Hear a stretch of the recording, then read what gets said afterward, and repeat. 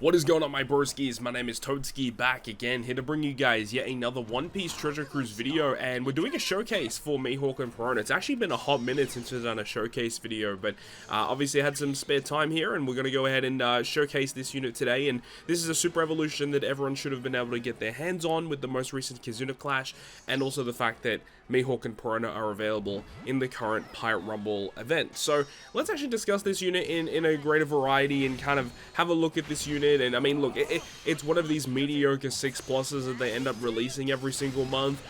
You know, randomly, on the off chance, we may get like a random Super Evo that's actually good, but more often than not, the Super Evolution character that we typically get is definitely lackluster, and I do feel like Mihawk and Perona kind of fall into that category, unfortunately. So in regards to the captain ability of this character, there's nothing really that crazy going on.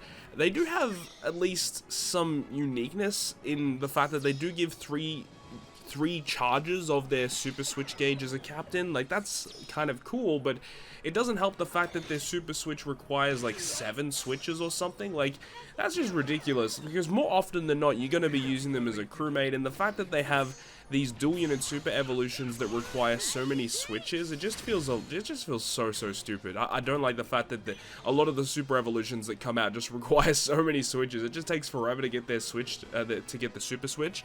But then the other unique component of their captain effect, of course, you've got like the regular attack boost, you've got all the unique, like all the regular stuff, right? Attack boost, you got some matching slots, nothing too crazy, HP boost, typical stuff.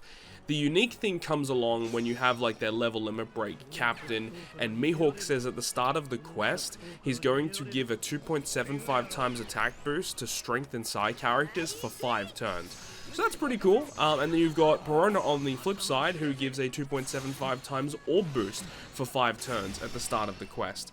The only thing that does kind of damper this particular ability is that if the enemy has a preemptive attack as soon as you start the quest, that actually does take 1 turn away from that ability in the captain effect. So that does kind of suck, but you know, we have seen other characters in the past have this type of ability. Like, I think Zoro and Kaku that came out earlier this year had a very similar effect in their captain effect, granting like a conditional boost for 5 turns, and then obviously you can use the switch effect to generate that conditional boost for you. So this character is relatively similar, but I don't really understand specifically why they decided to put this in this character's captain effect.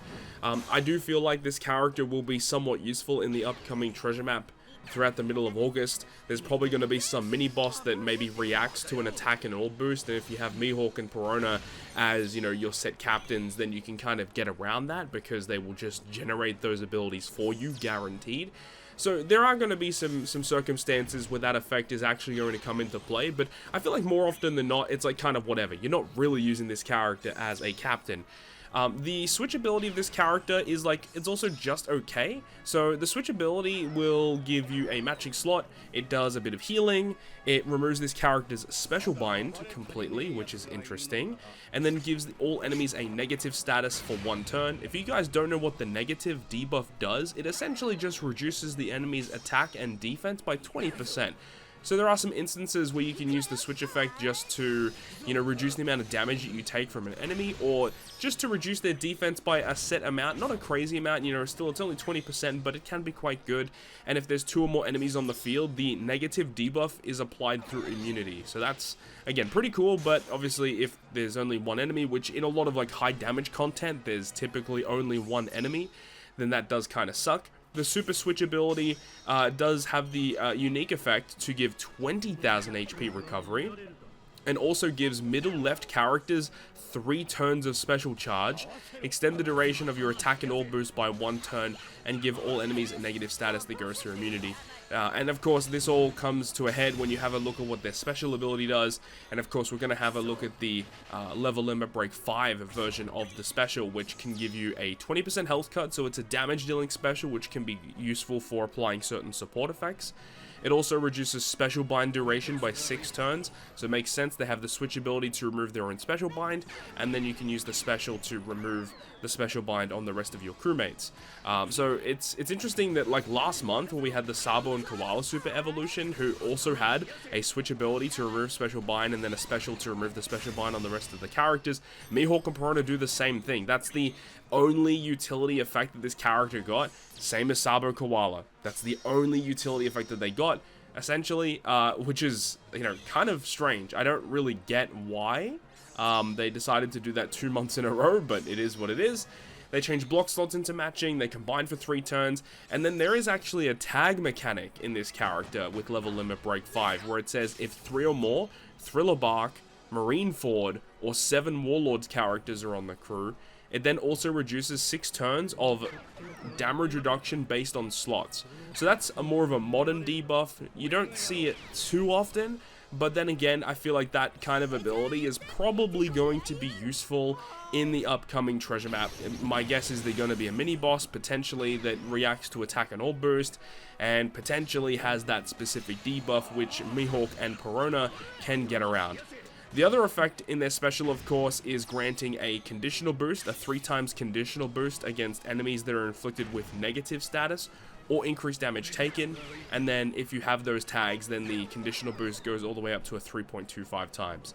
So, in very, very short form content, being able to have a captain ability that can generate an attack boost or an orb boost, and then potentially getting that effect to launch straight away could be quite good. So I feel like the use cases for this character are basically only going to be in treasure maps or in Kizuna Clash. That's really the only 2 use cases I see for this character. Despite all of that, we do end up using double Mihawk and Perona in this team to actually take down Doflamingo 2. Obviously, we have some pretty powerful units on the squad, but it is what it is. We get the job done. But overall, again, it's just a mediocre 6+. It's just one to kind of tide us over, nothing too crazy. Once we get all of the Kizuna rewards this month, we will actually get the ability to super evolve superclass Doflamingo, which I know a lot of people don't have. It was a paywalled super evolution, so once we get the Kizuna Clash rewards, that's going to be really nice to get that character, because he's also another good character to use in other treasure map fights. But all in all, it really is kind of a shame that a lot of people have been waiting for these types of super evolutions, this one, Sabo Koala, for like so many years, and for them to finally drop them, and they just feel so mediocre. And you know, it just really hurts when you have some other games. Obviously, I always compare it to Dokkan, where when they get their Extreme Z Awakenings for their characters and they end up being, like, you know, competing with some of the best characters in the game, makes them very, very useful in modern content. That's all we kind of ask for, and I just feel like a lot of the super evolutions don't really do that, or they only really make it that way because, you know, oh look, it's the latest 6+, they're going to be boosted in a bunch of content for the next 1 to 2 months, and then you'll never see them again. It's essentially how it's going to be. On the off chance, randomly, we do get those super evolutions that are absolutely cracked. I'm looking at V3 Sai Rayleigh. I always talk about him because he's probably the last super evolution we got that is, like, genuinely busted. I do think that maybe the waifus also kind of count, but that was a paywalled 6+, so not a lot of people have had a chance to use them yet. But either way, let me know your thoughts and opinions about Mihawk and Perona down below in the comment section. I really hope you guys enjoyed this video, and if you did, make sure to go ahead and leave a like, and if you want to stay up to date with all the content that I post, including more One Piece Treasure Cruise content, make sure to hit the subscribe button down below. On that, guys, I'll see you guys within the next video.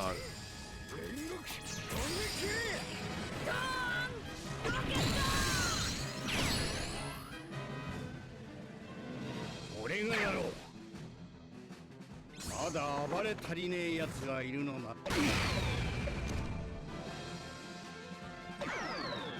くぞ。ライト。行くぞ。